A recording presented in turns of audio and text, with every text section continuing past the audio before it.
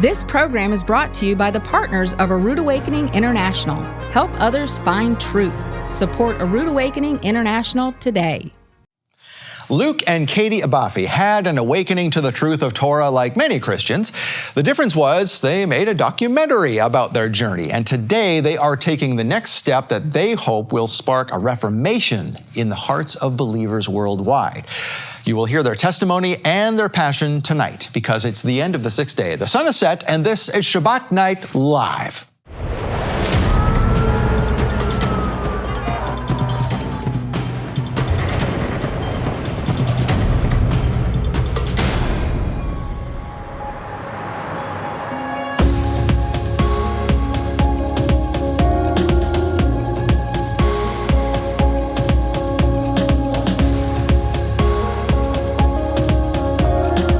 As they take this message out into the world.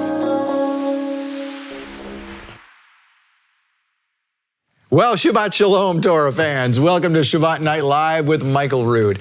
Back in September, we had a 2-episode special with behind-the-scenes footage of Michael Rood's interview for a 2017 documentary that was called The Way. And tonight, we invited the filmmakers, Luke and Katie Abafi, to tell us about what they are doing now, and it's some pretty interesting stuff. The first of 3 episodes called The Way of Messiah is coming up next. But first, could it be we're already at the 12th month on the astronomically and agriculturally corrected biblical Hebrew calendar? There, you see it there.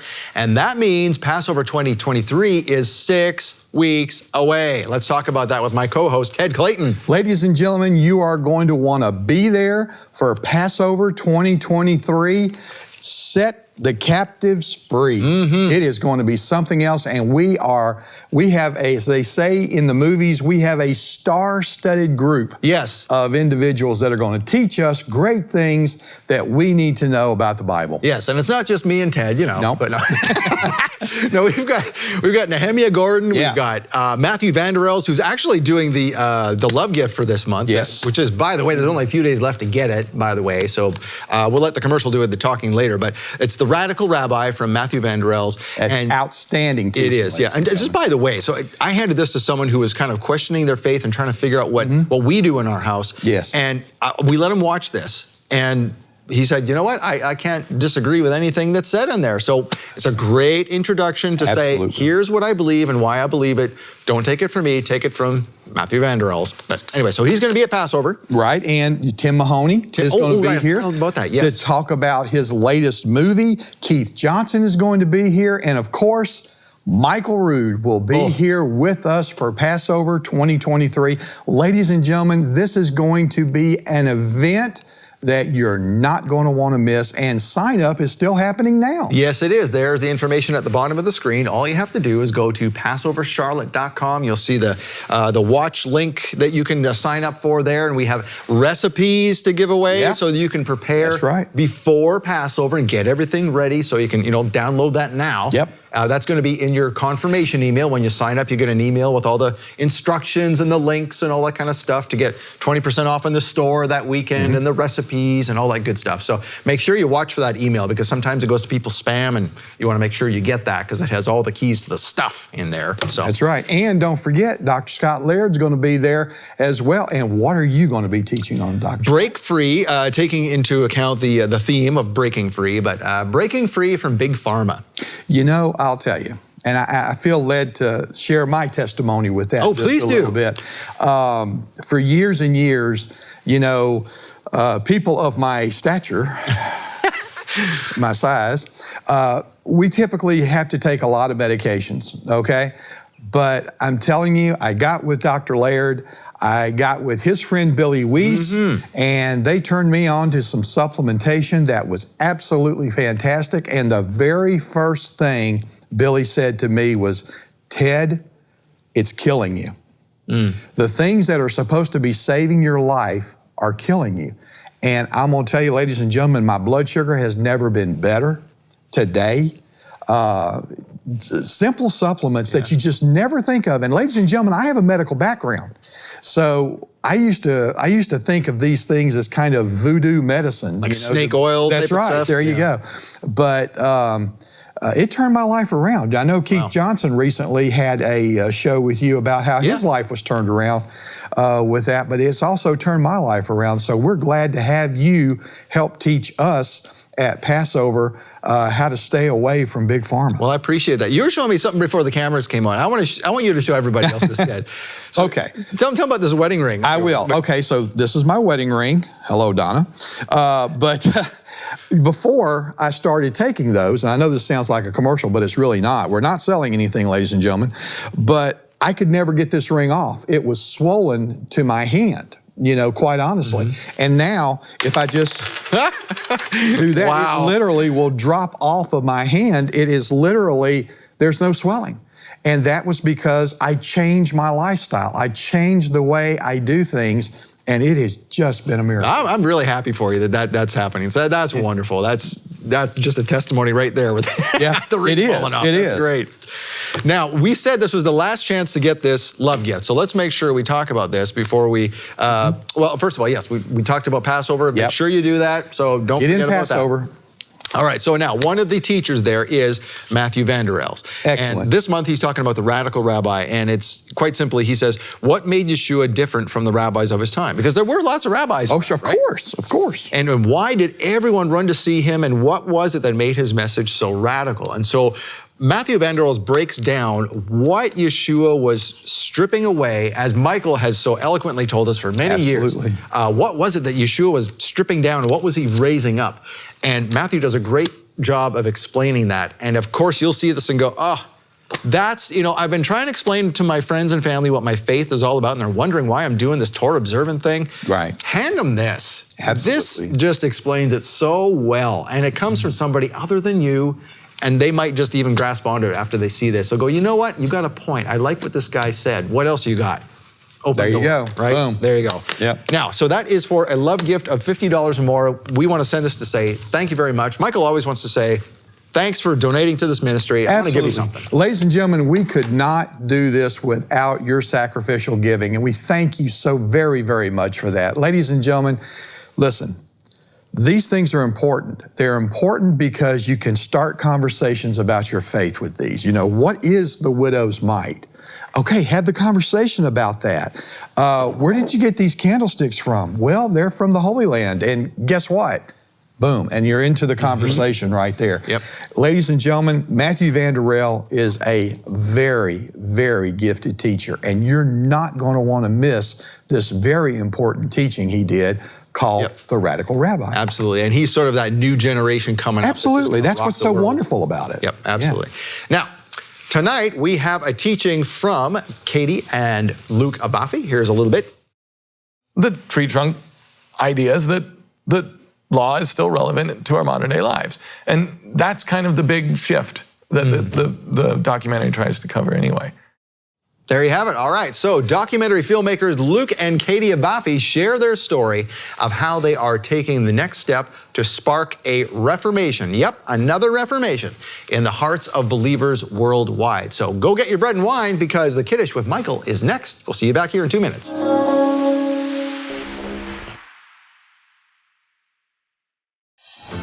What made Yeshua different from the rabbis of his time? Why did everyone run to see him wherever he went? What was it that made his message so radical? Yeshua sits down among a crowd, like any teacher should do, and he begins a powerful message that spans several chapters, and it's radical, and it's messy, and it's hard. The Radical Rabbi, with Pastor Matthew Vander Els, brings context and clarity to the culture of the first century, explaining how Yeshua's teachings were able to convince a people surrounded by rules and religion to lead their lives in a radically different way. The Radical Rabbi with Matthew Vander Els is our gift to thank you for supporting A Rood Awakening International. When you donate $50 to this ministry in February, we'll send you The Radical Rabbi on DVD or Blu-ray. Donate $100 and we'll send you The Radical Rabbi, plus the Faith and Generosity box set, featuring a solid wood pen, a 150-page journal, and a unique coffee mug featuring the story of the widow's mite. Donate $300 and we'll send you 3 gifts. The Radical Rabbi, the Faith and Generosity box set, plus a pair of authentic Jerusalem stone candle holders, decorated with replicas of ancient biblical medals. Get these gifts now for a limited time from Michael Rood to thank you for your support. Make your donation today and receive the $50 gift, the $100 gift, or the $300 gift. Get these exclusive thank you gifts when you make a donation to support A Rood Awakening International in February. Call 888-766-3610 or get your gifts online with a donation at monthlylovegift.com.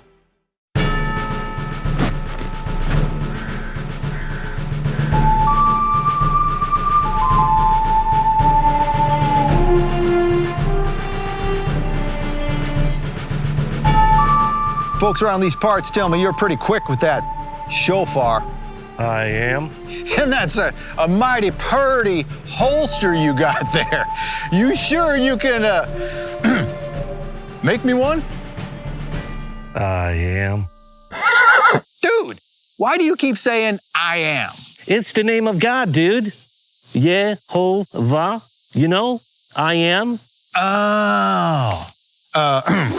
There's only one problem with that, partner. You see, this Sabbath gathering ain't big enough for 2 shofar. Are you saying we should draw? I am.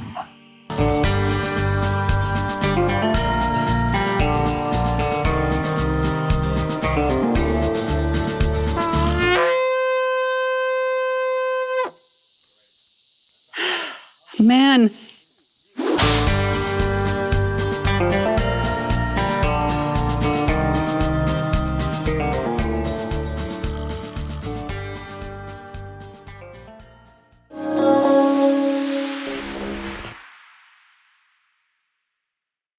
The night of the Last Supper, Yeshua took bread and he blessed the Most High. Baruch atah Yehovah Eloheinu melech haolam hamotzi lechem miharetz. And he said, this represents my body, which will be broken for you. As often as you do it from now on, understand this has always represented my broken body. And as often as you do it in remembrance of what I'm about to do for you. Then he took his cup and he told his disciples after he blessed it, after he blessed the Most High, and he said, Baruch atah Yehovah Eloheinu melech haolam, Borei Pri Hagafen. Blessed are you, Yehovah, our God, King of the universe, who brings forth and has created the fruit of the vine. And Yeshua said, you divide my cup among yourselves. And as he passed his cup around and they poured a bit of his into their cups, it got back to him empty. And he said, I will not drink a drop of the fruit of the vine till I drink it with you in my Father's kingdom. But as often as you do this, do it in remembrance of me. Not only that I will pay for the broken covenant, that I will pay for the transgression, that I will renew the covenant in my blood, but also remember that I am waiting for you at the marriage supper of the Lamb, and that is when I will drink it new with you in my Father's kingdom. Until then, Shabbat Shalom.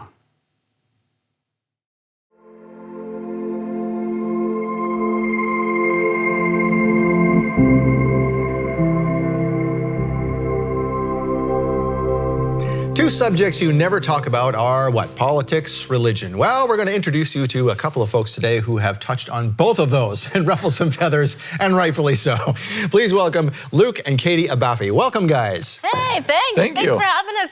Yeah, you know, a lot of folks probably seen you on screen going, wait a minute, I know these people. Where do I know them from? You know them from the Way documentary, right? That was your first kick at the cat. And we have all kinds of stories to tell about that. And but first of all, let's find out who you guys are. I mean, your kids are in the other room playing with one of our team members. So thank you to Tiffany, who's doing that. Yes. Yeah. But you guys, obviously, you have a family just like everyone else. You have a story of how you met. And so before we get into the documentaries you've done and the lives you changed and all this kind of stuff, tell us, how did you guys meet? Was it school? Was it work? Like, what happened here?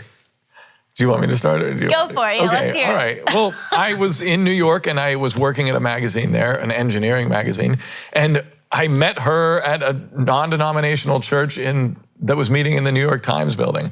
And so I saw her on the stage singing, because that was one of her many previous careers. She was a child actress, and then she was a singer. And I don't even know any of this. We planned these episodes. I'm Y'all sorry. didn't tell me any of this. Okay, keep going. I'm going to ask you some stuff later. Retirement. I don't talk about it. Okay. This is why I Sorry, heard keep you going. talking usually. But so I met her at that church, saw her singing, and I guess the rest was history.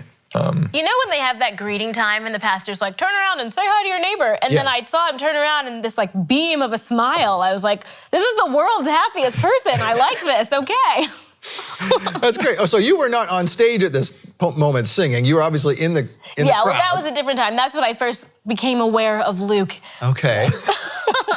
And Luke, you shook her hand and went, wow. Was that how this went or what? It's similar to that. Okay. Yeah. I actually was going out with She was one of dating his my friend. friends at the time. Okay, So okay. we were just friends and we all hung out and yeah, we were there at that church and I had just finished college in New York and Luke was working for that engineering magazine doing like journalism and stuff. And Okay, very good. All right, so you worked in journalism and obviously, so child acting. Yeah. I know. So this kind of plays out, because you guys have done documentaries, so this kind of fits. So tell me about, if you want to, the child actress part of your life. Oh man, well briefly, when I was little, I just was like, I need an agent, mom and dad, and they were like, no you don't. But they let me pursue it, and so I did a bunch of commercials, and I like... Anything we would know? Yeah, my first job was like a Washington Post commercial. They had this section, the Kids Post, like a newspaper for kids. But then I did like Law and Order SVU. I played this Nigerian like slave trafficked little girl in like a dungeon, and like Gossip Girl later, and then The Wire on You were in HBO. Gossip Girl? One episode. So Really? just like these small parts, but Wow, okay. So you were like, how old were you? Like just little? Like from like elementary to the last kind of like main job was into college, and then I ended up just moving away from it. So. Wow, did you have like formal training or you just sort of fell into this or what? Just, I don't know. I loved acting and I just kind of studied it on my own. I had like a notebook and I would walk around like observing people. Like, what do people do when they wait in line and when they cry? I don't know. I just kind of tried to teach myself. Well, you were so young when you started that. Yeah. That just, you had to pick it up. This was just a child's observation and you were good. So this tells me that when there were family gatherings at your place, you were the one singing, you were the one entertaining people. Is this right? My mom's family is like quite musical. So when they get together, they do have like people playing guitar and singing and stuff. And so the idea of doing a kind of more creative career wasn't super weird to my parents because of that. Okay. Maybe that was a blessing. So they didn't just like shut it down. That's cool. So this is sort of in your family, this sort of performance artistry and that kind of thing? Yes, it is. Yeah. Wow, cool. Okay, are your kids into that now? Well, Do they sing? Do They're they not that dance? old Do they... yet, but Max is about as loud as anyone will let him be. he's a ham. He has phases. He had a very strong cowboy phase where he introduced himself as John Wayne in the grocery store. Oh yeah, he was John Wayne. Well, this morning we gave him markers and the first thing he drew was a cowboy boots, right? With like the spurs. Yeah, I am. And Sam, he likes to like just climb things and dance around. Okay. I'm not sure what he'll be into, but he's only like He'll almost be a handful two. is what he'll be. Yeah, yep. No, your kids are great, and they're so intelligent and so polite. Oh, man. You guys came into the parking lot, and Max was the first one to say hello to me, and he shook my hand, and little Sam gives me a fist bump, and this is great. I mean, you guys are, kids are wonderful. Scott. So That's obviously good. you've done That's something a right here. compliment. Well, Thank you. working on We're it. trying. You've done a Work whole in lot progress. right. They're little. We got to see how they turn out, but No, they're going to turn out good. Yeah. We're going to say that right now. We're going to prophesy that over your Yes, kids. okay. They're going to be great. So, and your documentaries are wonderful as well. So a lot of folks know you from The Way. Now, this is where you went around and got a lot of interviews, and I'm going to ask you how this started, because we're going to get into Michael Rood, because Michael Rood has a little piece to play in this too. I mean, we just recently played the raw footage that you guys so graciously gave to us, and we did a little special on Michael for Shabbat Night Live. But tell us how this started. You're both meeting in a Christian church in New York City, and the New York Times building of all places. And then, how does Torah play into your life? Where did this come from? Oh my goodness. Well, all right, I can't say it without talking about my mom. She's the intrusion into this story. She called me, I'm in New York with Katie, not at the time, but that's the time, I know her then. And she says she's not gonna celebrate Christmas that year. And I thought, wow, that's crazy. And so that was my reaction. It's kind of crazy, but whatever, let's see why. And she told me her reasons, and I thought about them, but kind of forgot about it for a while. But eventually I looked into those things, and as a journalist, I thought, let's see if there's any meat behind her reasons, any historical truth there. Yeah. And it seemed like she was right, or possibly right, about a lot of her assertions. And so that just made me start researching more and more, and other things. She started bringing up, like Saturday being Shabbat. So let me ask you this. So hold on, let me hold you there for a second. So why did Mom get into this? What was her reasoning? Oh my gosh, we need to have her here too. She's told me a million times. Was it long time ago, or she just recently got into it and then started telling you, or what? Hers was probably around 2010. Okay. And then mine probably 2013 is when I start looking into this. We get married 2014, and then I'm still solidifying my perspective. Mm-hmm. But I don't remember what her thing was. What was her thing? I can't remember. Well, regardless, so she's telling you about the Sabbath and things like this, and then, so you start digging into this? Yeah. Okay. Yeah. And you and Katie are together at this point? We're dating. You're dating, okay. We're dating. All right. And then as I'm looking into this, we get engaged. I move to California. We then get married, and she moves out there too. And then we just are discussing this. Yeah. And she totally didn't agree. I did not agree. I remember we were kind of on a date walking in this Christmas, a night market in New York City. It was in Union Square, I think. And you were talking about how we're starting to have convictions about Christmas. And I was like, well, my kids are going to have Christmas. I don't know about you. I was kind of teasing him or whatever. But even before we got married, I was talking to my parents and thinking, this is becoming a divide in our faith. And should I, do you think this is okay? Do you give your full blessing and stuff? Because they're very strong believers and raised me and my brother that way. And they were like, well, do you see Luke reading scripture and changing based on what he sees, listening to the Holy Spirit? And do you know that his love for God and his faith is solid? And I said, well, yeah. And they thought, well, then great, he'll be fine. He'll straighten out. He'll come around. He'll come quit around. talking You'll about come all around. this stuff. Not knowing that then later I would have kind of the same. Well, good for them. That's big for parents to say that rather than, oh no, this is heathen. No, you can't do this, right? So they actually gave you the benefit of the doubt and said, well, if you love God, what's the difference? Yeah. Okay. They're great. Yeah. They're great. And they're awesome. I think they knew that she was smart. And they're she's smart. She'll understand what's true and what's not true. Huh. And I knew that too. And I think that's what made me just feel comfortable without being fully on the same page. Because we have, we Torah observant believers and Christians who really love Yah. I feel like we have the majority in common. And so I said, all right, we have a lot in common. She'll see whether this is true or not. And she didn't believe any of my arguments. Nothing worked. We had a lot of Bible study dates, I had pizza and wine or whatever, and we're talking about the Bible, and he's bringing up all these verses, and I'm just it's kind of just going over my head because I had the theology that I grew up with, and it felt so neat and tidy, and I thought, we're just in the new covenant. This doesn't apply, we don't need to be doing these things still. Yeah. And, but then after we got married, a few months after, I had this dream, and when I woke up, I just knew that all of it was true and everything could kind of click in place, and it was a very overwhelming moment. Would you mind telling us about that dream? Because I know you wanted to tell everyone about this epiphany you had. So. Oh man, it might sound weird. You know how when you have a dream and it kind of makes sense to you, but basically I was in the house where I grew up, sitting in the living room with friends. It was a Bible study sort of circle, and it's just we were talking about love and forgiveness and things that are important. And in the circle with me and all my friends was kind of a demonic creature that just seemed scary and dangerous. And I was why is this in our circle? Why is this in our home? And it's trying to destroy us, basically. And when I woke up, I took that creature to be sin. I hadn't defined sin the same way Scripture does and the same way God does, where he says sin is the transgression of the law. I had in my circle, in my home, things I was doing that weren't just matters of Christian liberty, but sin are things that are destructive. I see now that things that are sin lead to death and things that are obedience lead to life, and that's why. So you don't want to dabble in that stuff. So then the Sabbath became really important, and food and feasts and things. So that I you didn't- woke up from this, and like, what's your initial reaction? Like, that was a weird dream. What the heck does that mean? I mean, what? I knew what it meant when I woke up, Really? which was weird because I never had dreams like that, and I really haven't since. But I just woke up and then cried. Yep. I know how you feel, because here, I had a dream like that as well, like about my wife, where I was trying to figure out if I was supposed to, this is before we got married, right? So had this dream where I'm walking with Yeshua. I know it's Yeshua because he's walking beside me. I know it, but I can't see his face. It's just this light, right? So, this is Yeshua, right?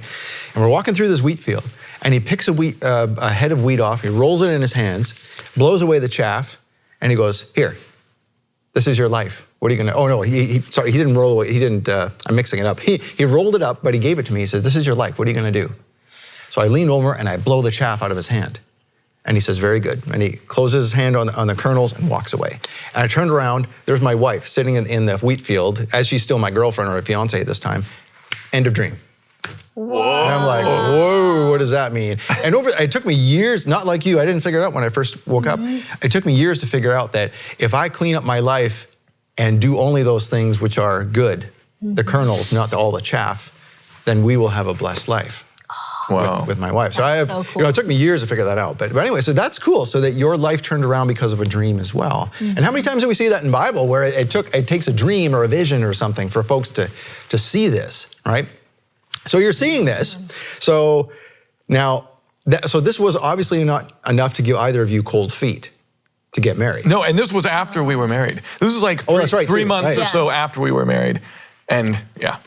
Wow. So you got married knowing that it's going to be okay because like your family said, you guys believe enough alike, it'll be fine. Yeah, and I was just comfortable because she was smart.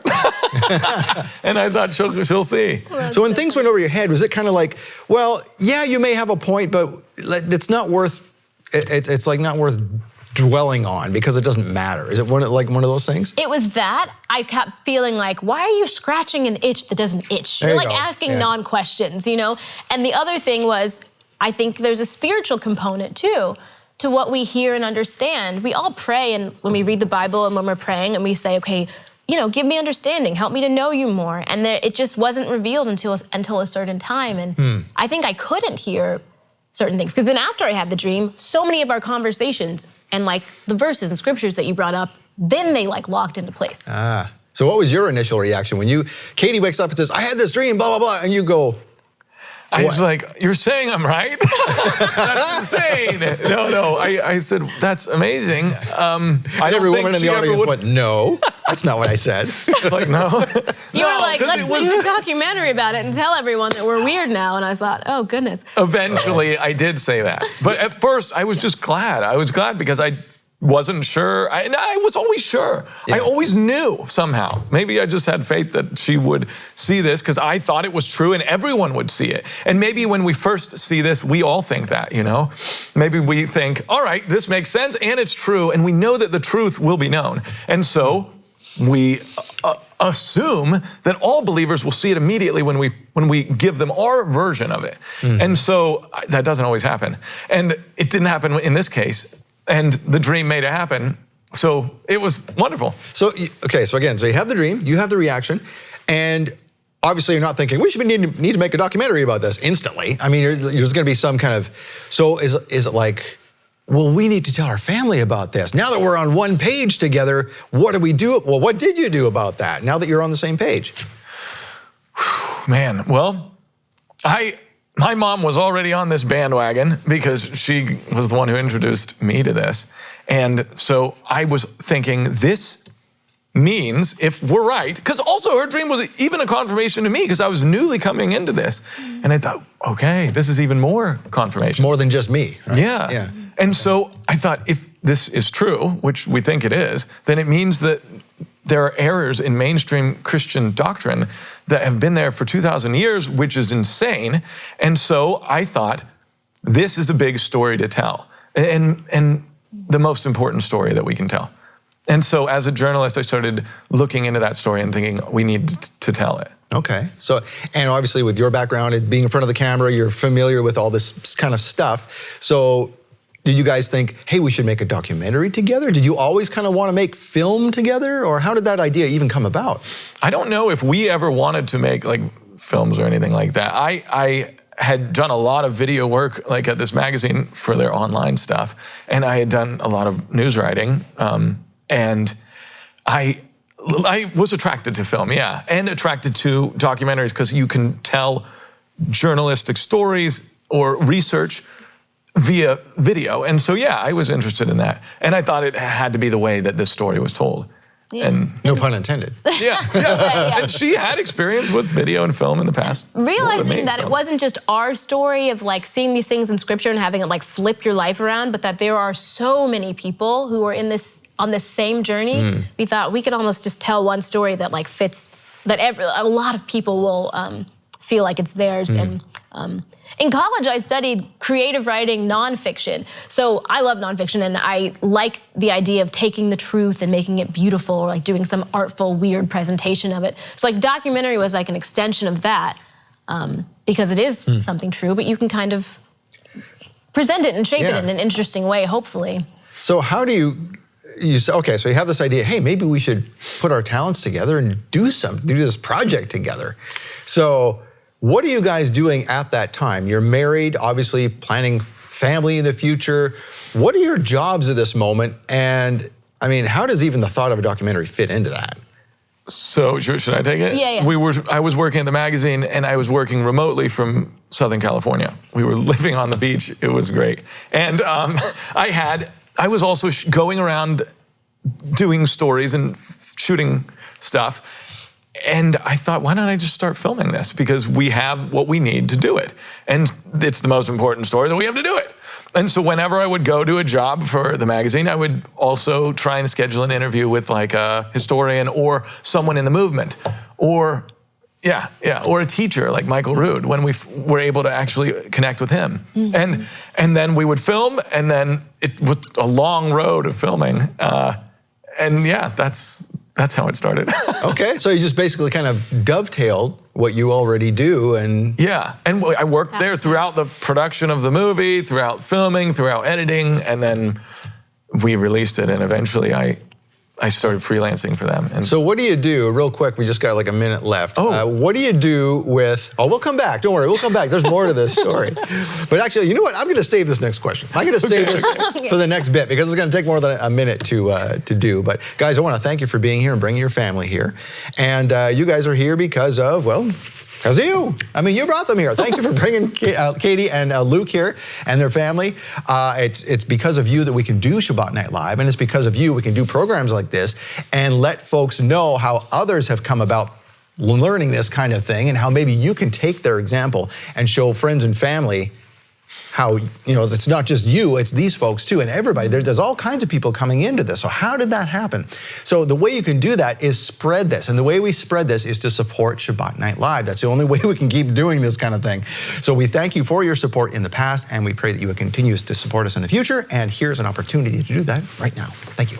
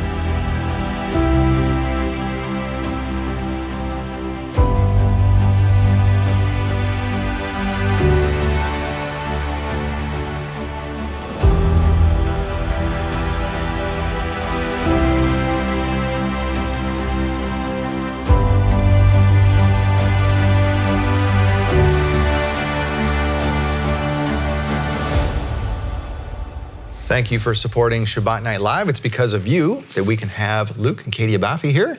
And we were just talking about your first documentary, because there's more. We're going to get into more of this in the next couple of weeks, describe all that you guys have done, but we're talking about The Way. So this was your first documentary you're working on. You are working with an organization in New York from California, traveling all over the place, using the opportunity to get interviews as you go, bringing those home, starting to compile them. And at what point are you going, we need some money to make this happen? How do we do that? Oh yeah, we were just self-funding it all because which ended up costing a little bit. Just for the part that we had filmed. So we're filming probably from May 2015 until the end of the year. So December or November, and that's when I thought, let's see if anyone is interested in this. And I thought the Kickstarter would be a good way to see if they were or not, to kind of test and see, will anyone care when we release this, or will it be just kind of a pet project? And so then we thought, let's do it on Kickstarter and see if anyone wants to help, reimburse me for spending all the money on filming it.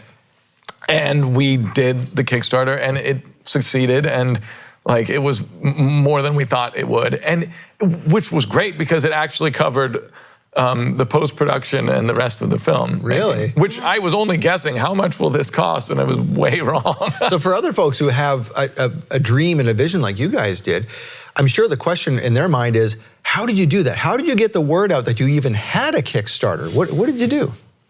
I think as we started filming, we had a little Facebook group, and we would just kind of talk about what we were doing. And then once the trailer, Luke put together a trailer with the footage that we had for the movie, an initial one, and we said, okay, you can come over here to Kickstarter to see it.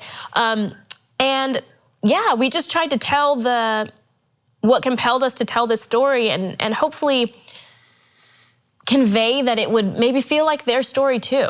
And maybe it would be something that they could hand to their friend or family member who didn't understand why they wanted to, do Passover instead of Christmas or something like that. Gotcha. And talked about how it could be a tool for that. And we had shot 90% of the film already, so we had a lot of footage to pull from, so we could make a trailer that fleshed it out and a little bit, and kind of introduced people to some of the characters that were going to be walking them through the story. And I think it resonated with a lot of people because they felt as if this were their story as well. And that was commonplace when we would interview everyone we interviewed, from Michael Rood, who's used to talking about this stuff, to people who have never been on camera and never discussed these things before. The story was similar of how they eventually had parted ways with their church, or kept going and maybe were having strained relationships over this sort of thing. And yeah. And the Kickstarter was crazy because it was more than just financial. Of course, that allowed us to hire this amazing composer to put a score to the film and give it really that heart and that warmth.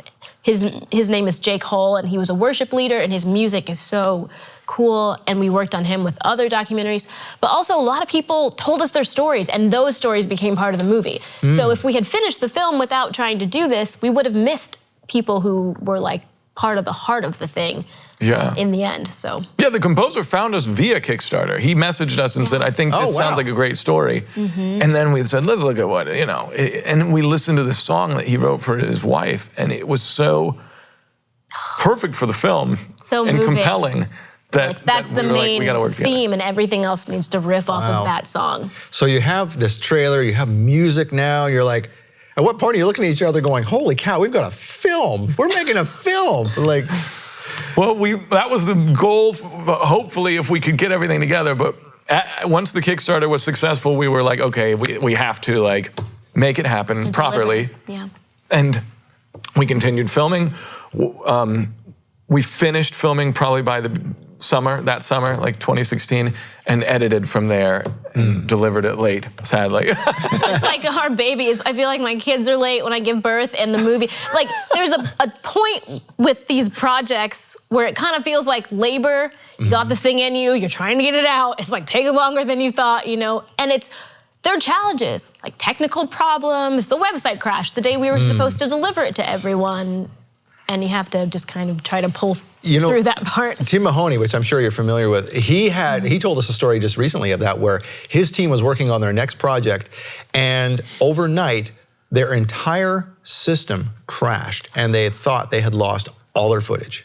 Oh man. And they were about man. 80% done. And so fortunately they had recovered it, but they thought it was gone. They thought the whole thing was gone. So I'm sure he feels your pain when talking about that. We just watched his one of his documentaries during Sukkot. Oh, yeah. We projected it on the barn wall, Yeah, that with our was whole great. group. Yeah, that's so cool. So now you guys, you talk about this this trailer. If someone has not seen The Way, which we're going to talk about more in just a second here, do we have a trailer we can share with folks? Yeah. Yeah. Okay, great. we do. All right, well, let's take a look.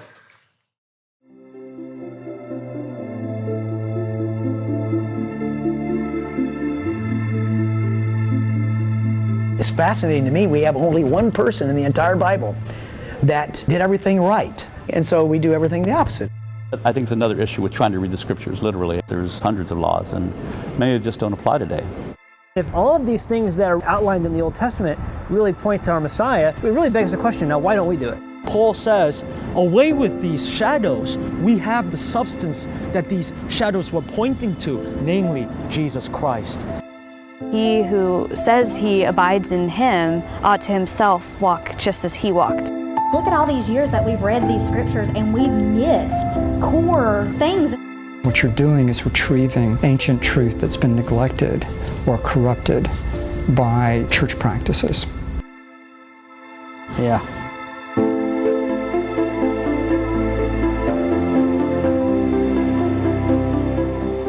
I'm nobody special, for sure. I mean, I'm a carpenter. He could have revealed this to big preachers, big famous people. And those who go after the true truth are truly rewarded for that. It's dangerous. It leads to pride. It leads to misdirecting your energies. You're in a cult. No, Mom, I'm not in a cult. No, I don't believe that. No, I don't believe this.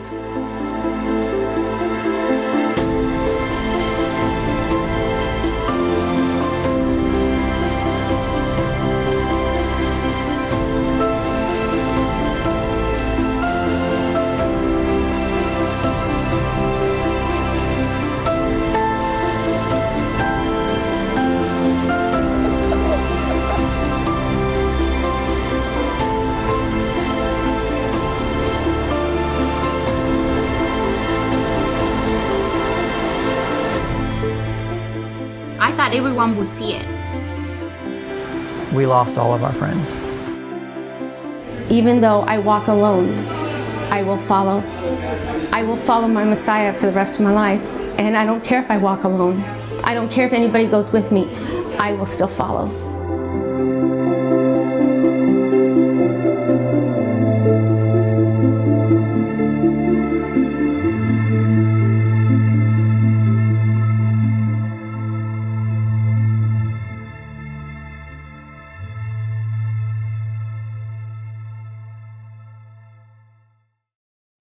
All right, so there you have it. There was a trailer for The Way, if someone has never seen this before. And of course, Michael Rood is in this movie.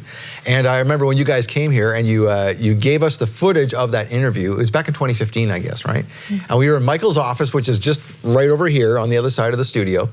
And there's a story in there. I don't think you guys know the end of it. He was talking about this Bible he had bound and rebound, and it was like a 40-year-old Bible and all his notes in it. I don't know if you guys remember that, but anyway, so there's a story you guys don't know. And I was going to tell you before the cameras came on. I thought, no, I'm going to wait till the cameras are on. So that Bible was stolen. And I told you that much. And Katie went, well, why did someone steal a Bible? Who steals a Bible? So it's like get just this. asking for it. Right. So he and his wife, Anna Lil, are on the road. I forget what we were doing. He was going to speak somewhere, I think. And they had this car with a sunroof in it. And they went to a hotel. And that night, they left the car outside, where he parked, and then he had his Bible in the car, but he also left his laptop in the car. Well, it was in plain view. Mm-hmm. So someone broke in through the sunroof and stole the laptop and went, I'm gonna grab this too. And it was Michael's prized Bible. So he lost not only the Bible, that with all the notes that he'd been writing for, and that's where he got a lot of his material for Shabbat Night Live, the chronological Gospels, the 70-week Ministry of Messiah's poster, all that stuff was written in the notes and in the margins of his Bible. All of that. And not to mention, all of the footage that he had collected over the years and things he had written was all in his laptop with, I'm assuming, no backup, because we didn't find a lot of that stuff anywhere else. So it was all gone. So now he had to go from memory for a lot of it. Yeah. But he did it. He just kept going. Wow. But yeah, so that's crazy things that can happen, like when you're filming, I guess, and when you're, like stuff when you're traveling even. So yes. Anyway, so there's lots of stories, I'm sure, crazy things like that when you're filming, and you went from place to place to place. So yeah. What did you guys learn that you didn't realize you'd run into when you start collecting all this footage? My goodness. There are so many wild stories, and then there's so much that we learned from the people we interviewed, because we interviewed Michael Rood and other teachers who knew a lot more than us, know a lot more than us. And during that time, we were doing a lot of research into each one of these aspects that are different between mainstream Christian doctrine and Torah-observant Christian doctrine. Torah-observant doctrine. And they were helping stitch all that together just by listening to the interviews and listening to and asking them these questions. Like, not only how they came into this, but why? What was their biblical reason? And so, like that's what makes, I think, the behind-the-scenes footage so beneficial of interviews like Michael Rood and others, because you get to hear how they connected the dots and came to these decisions themselves. And we were learning that the first time, and so that's a lot of what we learned in the interviews. So in these interviews, is there any point where you thought, oh man, I wish we would have kept the cameras rolling? Or did you just roll them the whole time because you knew you'd catch stuff? Oh yeah, we left them rolling all the time, but we ran out. Sometimes the camera would turn off or whatnot. It's don't say anything good while I'm changing the battery. We definitely had a few mishaps there. I left the biggest, our hard drive, speaking of almost losing data, I left our hard drive in the window, and the window was open, and it rained on this big G-RAID array. And I thought that was all gone, but we were able to recover that, thank goodness. Scary moment, though. Wow. But what was nice about talking to people like Michael was, when you make a documentary, you can have the narrator voice throughout, and you're telling the story. And Luke said that he wanted to have the voices of the people we interviewed tell the story. So we could pull something out from his interview to express that idea and stitch it together without any voiceover, and that was his goal. We might have had a tiny bit during some of the animated segments, but it's good because it wasn't limited to what we knew about the scripture and the Bible, because it still was a little bit new for us. But then Luke is great at interviewing, so you could just ask people all these questions and hear them break it down. So with Michael Rood, because I know he's, all these other Torah teachers, they all have good things. Yehovah has downloaded different things to different people with, of course, the intent that we all come together, right, and learn from each other, like you did with the documentary, I'm sure. So with Michael, I know a lot of people, his hallmark is this chronological gospels that he wrote. So the first time you heard that Yeshua's ministry was only 70 weeks, what do you think of that? Man, I read the whole thing, actually. Yeah, we have it. We have the... Should I read it after? I think I read it. He gave us a copy when we were here. During the interview, yeah. And I read it after that, and I was like, oh my gosh, I never thought about this. The most interesting thing, one of the most interesting things to me, was two interesting things. One was seeing all of the gospel stories when they repeat back to back together, and see how different gospel authors tell that story. I thought that was very intriguing. And then the other thing I really liked was just realizing that the feasts aren't all just Passover that are mentioned in the Gospels. And I think that was something that he mentioned, where he says, it's not just Passover on repeat. So, and I never thought about that because I didn't think about the feast before I started looking into this stuff. Interesting. Those are two of the most interesting things. Yeah, especially when it comes to one of the most infamous things that Michael touches on, and Nehemiah Gordon does as well, is John 6:4. Does it belong in the Bible where it says a feast of the Jews was nigh? Right, so this is sort of one of those pieces of the puzzle that, is this another Passover? Is it just Passover on repeat, like you said, or is it not? Because if it's Passover on repeat, well, then you get this whole gap in the timeline, which you see in the chronological Gospels going, if that's the case, then we have this huge expanse of time where nothing is said about Yeshua or any of the miracles he performed, or nothing for more than a year? That can't be, right? So then you start to realize, well, yeah, that was either it was inserted as false with malintent that Michael supposes, or even at the very least, it's misrepresented as Passover and it's actually Sukkot. So then it makes sense, because right after that is they start talking about Sukkot in John chapter 7. But yeah, so what are some other interesting things that you learned from the folks, if you can think back to the people you interviewed, and are there some aha moments where you kind of are filming and going, wow, I didn't realize that? Do you want me to go, or you go ahead, you got something. Okay, there was a professor in Canada, I think her name is Michelle Murray, and she wrote a lot about like the first century church and how initially the distinction between like, you know, what we would call Judaism and Christianity was more like, she said it was porous, and talked about what the faith practices actually were of the first century church, because most Christians are wanting to go back to like the pure faith and stuff. And in her research and understanding, it's not looking like today's church necessarily. It's looking like a lot of these things that we think are only for Jewish people. And so it's interesting to hear her say that. And then also an interview that we ended up sending a film crew to was to this woman named Galena, who is a witch. Goodness. And she... I think I remember that part. Yeah. Yes.